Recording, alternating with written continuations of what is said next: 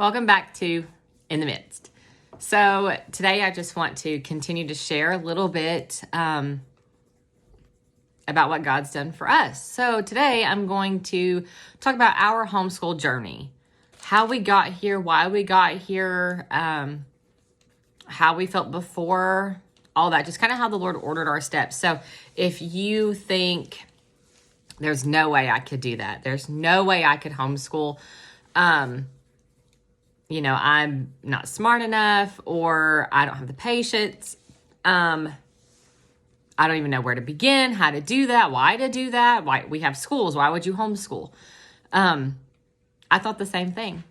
I had always wanted to be a wife and a mom, but I always went to public school. My husband went to public school. He went to private school some, for like 2 years, 2, maybe 3 years altogether. I never did. I knew they existed, but there was no way we were going to afford it. But that wasn't even on my radar. It was, okay, when my kids turn 5, they have to go to kindergarten, and then I guess I'll get a job, and they'll go to school. We both work. That's just how the world works, right? That's what most people do. Why would you do anything differently? I went to public school. I'm fine. My husband went to public school. He's mostly okay. No, he's great, but he's not going to see this, so I get to pick at him a little bit. But that was just the norm. My mom was a stay-at-home mom. She didn't work, even though my sister and I were both in school all day, and my dad worked, which is fine, but I didn't want to do that. I was not going to sit home alone for 7 hours while my kids were in school and do nothing and be bored to death. I had no interest in that. God had given me a desire for an interest in the medical field. So since I was 5, I remember saying I want to be a nurse. That's what I wanted to do. I wanted to be a nurse. And I kept that desire. I had, as kids do, they change their mind, and I want to be an astronaut, and I want to be a, lawyer, a doctor, or whatever, all those, an actor, all those big things, that kids go through.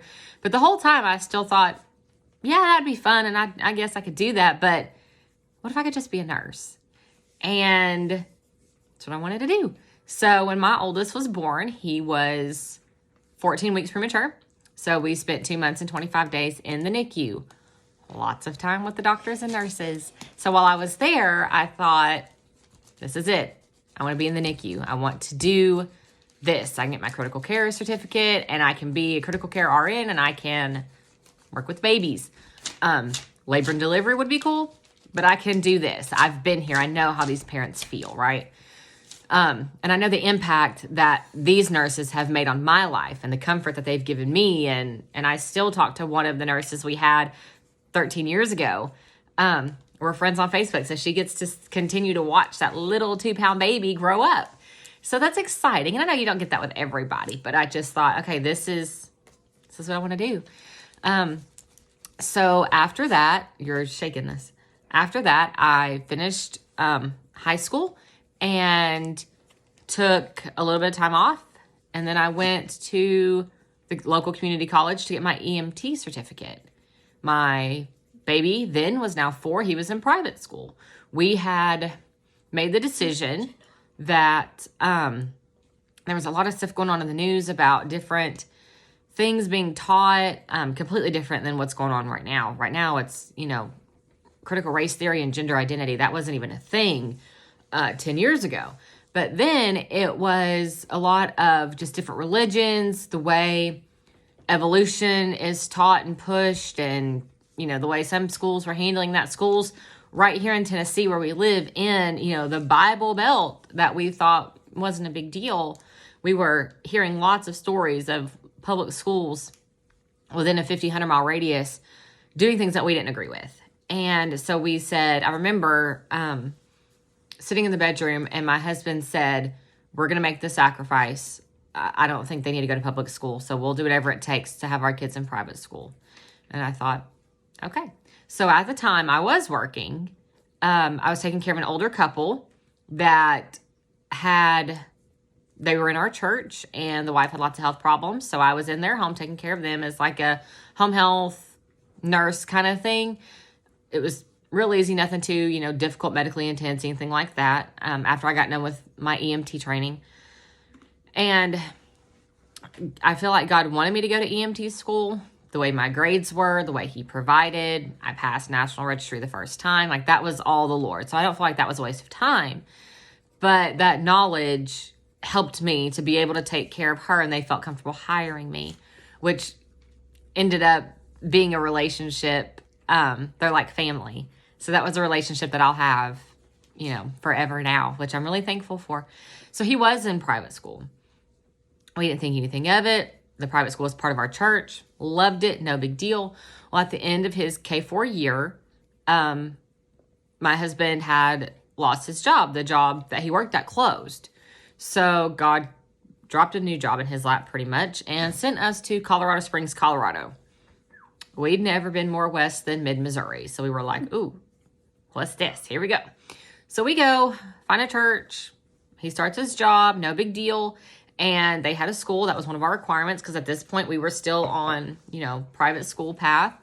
And we put him in for kindergarten. Well, they asked me to come help teach and work in the preschool area. They had 6 weeks to 5. And then for the kids that, their birthdays weren't right for kindergarten or whatever. So I started helping as an assistant, and then I got my own class. So I was working in the K4, K5, or not K4, K5, but the 4 and 5-year-olds in the preschool while he was in kindergarten right next door.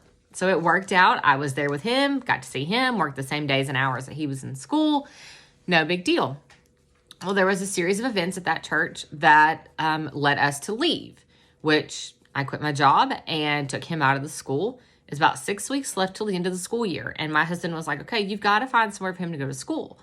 So I called and talked to all these private schools, and there's no shortage of private schools and charter schools in Colorado Springs, Colorado, let me tell you. But they were so incredibly expensive, $600-700 a month. And there was no way we could afford that. So I was beginning to panic a little bit because how are we going to afford this? What are we going to do? And my husband said, okay, well, he has to go to school. So you need to go to the public school, which was like 2 blocks down the road. It was walking distance. And you need to register him to finish the year. And I thought, I can't. We said we were going to make the sacrifice, and he wasn't going to go, and our kids aren't going to public school, and all these emotions and fears and all of that. So I went, took him down to the local public school, and they had computer screens outside in the lobby where you did all your registration. So I'm sitting there registering him, got almost done with the process. But the whole time I wasn't comfortable. I had this just conviction of he's not supposed to be here. But I did it, and I left, and I told my husband, okay, they need some paperwork. I've done what I can do. I just got to get this paperwork together. And I found out through a friend that was at the church that we had just left. She worked in daycare. I guess daycare, it was a really nice daycare, and they did lots of education with getting them ready for kindergarten. And then they took kids up to that 5 years old that weren't ready for, couldn't go into kindergarten because of their birthday. And I don't know how, but someone said, is kindergarten even required in Colorado? And I thought, yeah, it's part of school. Why wouldn't you go to kindergarten? Everybody goes to kindergarten. Why? Kindergarten's required. It's a thing. It's required in Tennessee. So I was like, why would it not? So I asked her, and I was like, hey, I was actually wondering, do you know is kindergarten even required here? And she said, no, it's not. And I thought, okay, he doesn't have to go to school. My husband was like, okay, but we've had your income. It wasn't much, but we've had your income. Can we do this? Whatever. And I thought, well, we've got 6 weeks of school left. Can we just not? And then I'll look for a job in July. We'll figure out school by August, what we can afford, where he's going to go. And we'll just go from there. Can I just have some time? And he was like, yeah, it's only a couple months. It's fine. Well, when I had pulled him out of the preschool, his teacher was just sweet as can be. And she was like, do you want his curriculum? You've already bought it and paid for it. It's his. I don't use it between everybody. Everybody has their own. So I'm just going to throw it away. Yeah, of course. I've already bought it and it's his and we can do it at home. Okay, that works. So that's what we did. I ended up using the rest of his curriculum. There's lesson numbers on the bottom of the page, so I know, what order to go in and stuff. And we did it at home. So we finished, which it wasn't a lot, granted. It was a Becca, and we finished that 6 weeks or so of curriculum in about 3 weeks. We weren't working 7 hours a day, and his kindergarten class was only part day anyway. But we got done one day, like I said, 3 weeks or whatever in, and my husband comes home, and he was like, how'd school go today? What'd you do? What'd you learn? Whatever. And I said, honey, we're done. And he was like, done with what? I said, all of it. All the work she gave me, 170 lessons, they're complete. I don't have any more worksheets. We finished school. And he was like, are you sure? Like, really? We've got like 3 weeks left till they get out of school. And I said, yeah. I said, we didn't do just 2 worksheets a day. We did 3 or 4. We weren't doing tons of work. It was kindergarten. It's like there was that much work to do. So he said, so you're telling me that you worked less than 7 hours a day. You're done 3 weeks early. You did everything that he had to do. And I didn't have to pay X amount of dollars for tuition. Right. So when we sat down and looked at, it's easy to see your income comes in, my income comes in, we pay the bills, kids go to school, whatever. So he was like, okay, let's look at this a little bit. And we're not super strict budgeters with money or anything like that, which, you can tell. But he said, okay, so you made this much. Yeah. And he said, so tuition was this much, gas was this much for food, packing our lunches and time out of the house where I'm not home to cook and clean and vacuum and all that. And it's just, magically done because everybody has a laundry fairy. And he was like, did you like it? Was it okay? Because I had taught using that K4, K5 Becca material when I was in that classroom at the school teaching. So I was familiar with what he was already learning. Not all of it because we hadn't made it to the end of the year, but kind of the structure, the consistency with review and new concepts. And that late in the year, there's really not anything new. It's just a lot of review. It's kindergarten. We're reading and shapes and colors and phonics and stuff like that. Writing. Goodness, writing. So I said, what if we homeschool? What if we do all of it at home next year and I don't work and he doesn't go to school and there is no tuition and uniforms and we're just home? It's not cheap to live in Colorado Springs, okay? Let me just throw that little caveat out there. And this was 7 years ago, and our rent was $1,000 a month. That was the cheapest thing that we could find. It was a really nice house. To me, it was a normal starter home, 3-bedroom ranch style house, but it was a really nice house. And we were paying $1,000 a month. But you couldn't get a 2-bedroom apartment for $1,000 a month. And we didn't want to live in an apartment. So you have, the housing was expensive and Bobby's pay went up, yes, but it was still $1,000 a month. Well, then we ended up buying that house. And when we changed from renting to leasing, or like pretty much buying to own, rent to own type thing, it dropped our payment like $300. So now we were saving that money. We were paying like $750, I think, was our new house payment. It's $250 a month. So that helped with finances. God allowed us to do that through the owner of the house, who was a friend, and was like, I just don't want to own the house. Like, I want you to buy the house. But we didn't have, all this money just sitting around. So he was like, okay, this is what we'll do. So he did that, and that dropped the payment. So now we were able to afford it a little better. And now that I had taught, because before my problem was I don't have the patience and I don't have the confidence. Like, I don't know how to teach. We leave that to the professionals, is what I had always said.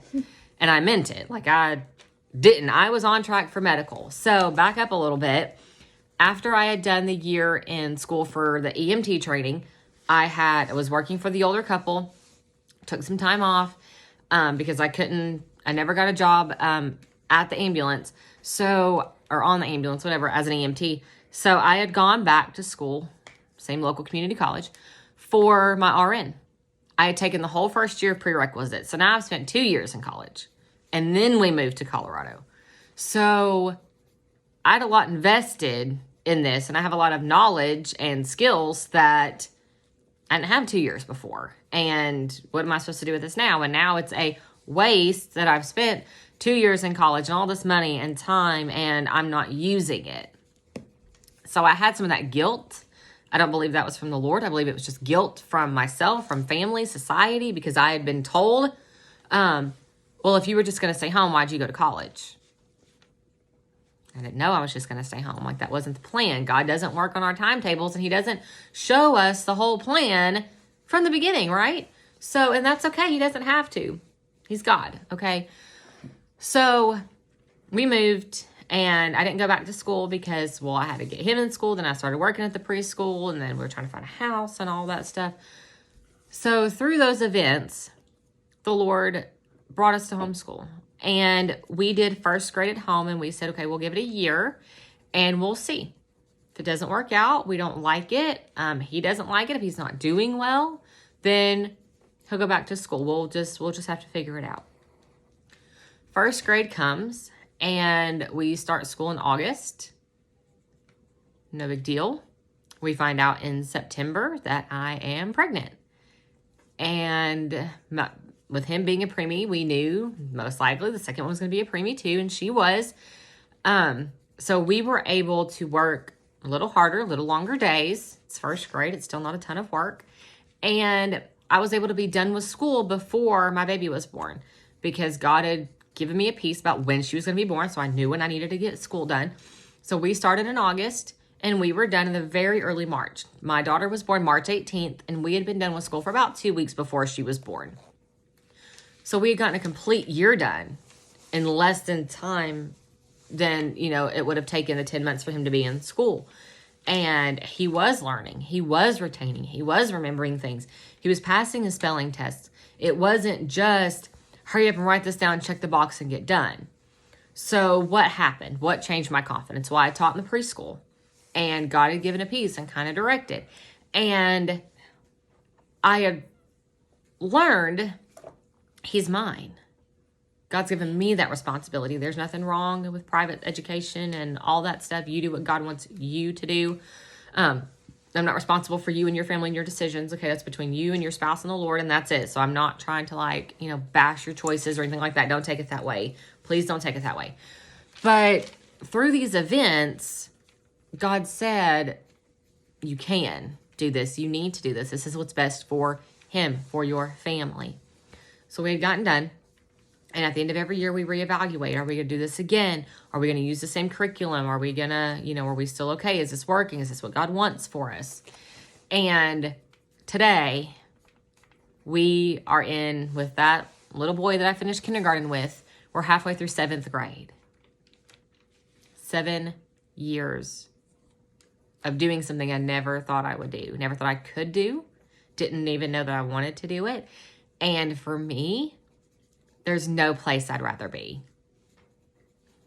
God has given me a desire to be a mom and a wife, and I get to do that full time. That is who I am. That is what he's called me to do and be. And yes, I still have, responsibilities to witness and, all these other things that Christians in general have. But my kids, my husband, my house is my first ministry, my first priority. So it's really easy to think we can't afford that. We can't be a one-income home. We are. And God just supplies.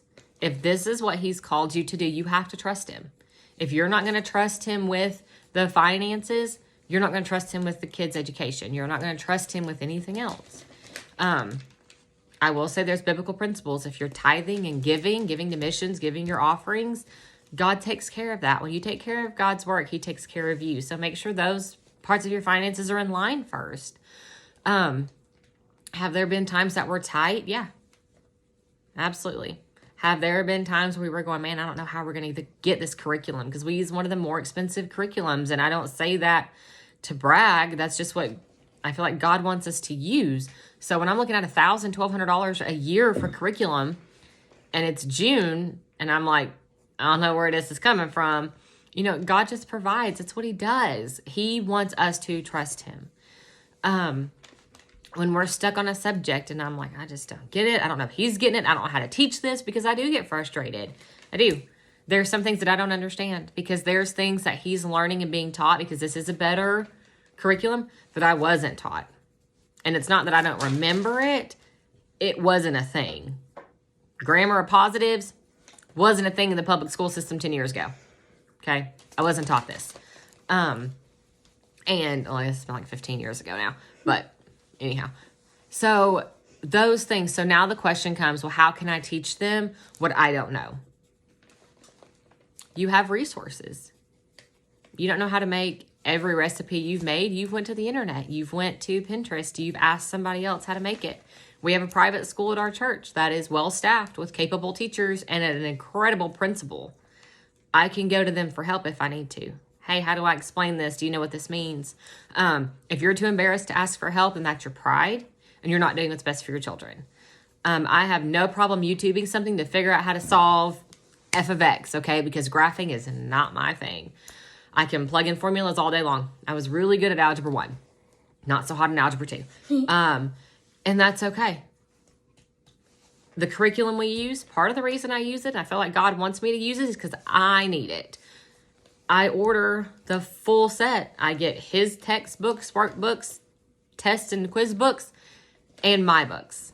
I get the answer key. I have that math solution key that shows me step by step how to work it out. So I can study that and I can see it. My book looks just like his, except mine have the answers in it. And I can see, how did they get here? I can go back and read this again and go, okay, listen, this is what they're saying. And now look at this in your book. Do you see this word? Do you see this graph? This is what it is. That's why I use it. Those children were given to you. And this is for the parents who are struggling with what to do. Maybe you want to homeschool. You don't know if you can or how to start or if you should, if you're capable. Listen, if God's called you to it, first of all, he's going to equip. He's going to provide. He's going to help you do this. Just like anything else in your Christian life, you have to lean on the Lord. You have to. Without him, we can do nothing. We know that. So, that's first. Second of all, use these resources that are given to you. That's why you have them. It's why we pay good money for the extra books. Those kids were given to you. You've taught them everything. You taught them how to go to the bathroom, how to use a spoon, how to count to 10, how to tie their shoes. At night when they come home, you help them with their multiplication homework and their spelling words. You taught them their manners. You taught them to brush their teeth and to make their bed. Why can't you teach them to add? Why can't you teach them to read? Why can't you teach them the life cycle of a plant and how sunshine helps chlorophyll, and that's the food for the plant, and the rain cycle of evaporation condensation, okay? You can, because otherwise you're saying, most parents that I talked to were public educated children. So otherwise you're telling me that you went to public school, you don't remember what you were taught, you feel uneducated and unequipped to teach the child that God gave you, so you are going to put that child in public education. You're putting them back in the same system that left you feeling unqualified to teach your own child. When are we going to break the cycle? I understand not everybody is called to homeschool. Not everybody wants to homeschool. Not everybody can homeschool, single parents. I understand all those situations. And I'm not trying to guilt you. I'm not trying to say you need to make this happen anyway. I'm not saying that. That's why we have Christian schools and charter schools and public education, okay? Because those are options that some people need, and that's fine. Do whatever you feel you need to do for your children and your family and whatever God wants you to do, okay? But if you feel like God wants you to homeschool, if you feel like God wants you to bring that kid or those kids home, do it. Trust him. Watch him provide. And now that's a testimony that you get to have that teaches your children what happens when you trust the Lord. Watch God supply. Watch God enable and lead. See what God's doing in our home. We're not insignificant to God. The education of your children might feel like a small detail, but God cares about the details. He just does. And just be open, surrender to whatever it is that he wants you to do. If he wants you to homeschool, surrender, trust him. If he wants you to use a charter school or private education, trust him to provide the funds for that, because he will. I've seen him do it. He's done it for us. And every year he provides what we need. He knows your needs far abundantly above what you knew, what you think you need. He sees them way farther in advance than you do. He knows.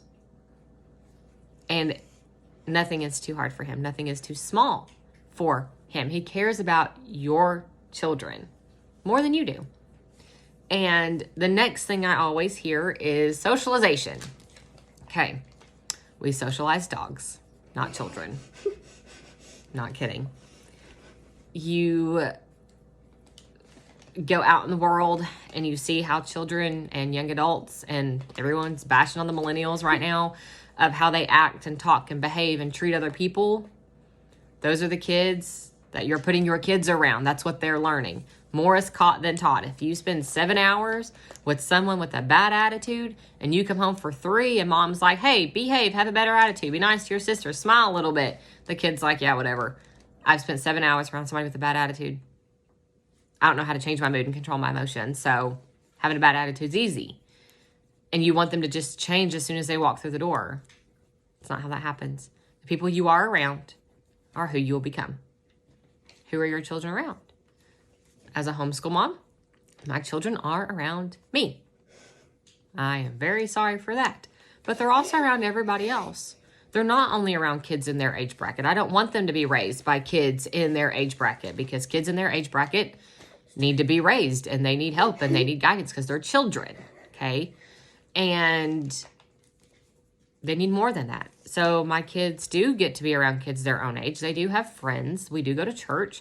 Just because you homeschool doesn't mean you're a hermit, okay? That's what nobody understands. We still go out into the world. We still have family functions. We, go to the aquarium, go to the museum. We go out to eat. We go grocery shopping and see other adult human beings, okay? Adults like to talk to kids. So they talk to my kids and they smile and they say hello. And we're out kind of early in the morning when the retired people are out and they just love little kids. So my kids get to interact with those people. They get to interact with the older generation. And that's what I want for them. Yes, they have their kids their age, their friends. But because of that, then they also interact with their friends' parents, because that's who our friends are. Their youth pastor, their assistant pastor, their pastor. Our next door neighbor is our assistant pastor. My kids play with their kids. Some are older, some are younger. They all play together. My daughter's the youngest in the bunch.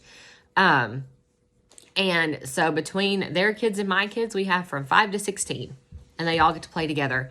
And my assistant pastor's wife is like my daughter's favorite person in the whole world, because she loves her. And those are the influences I want them to have. Yes, there's great, phenomenal public school teachers. I'm not saying there's not.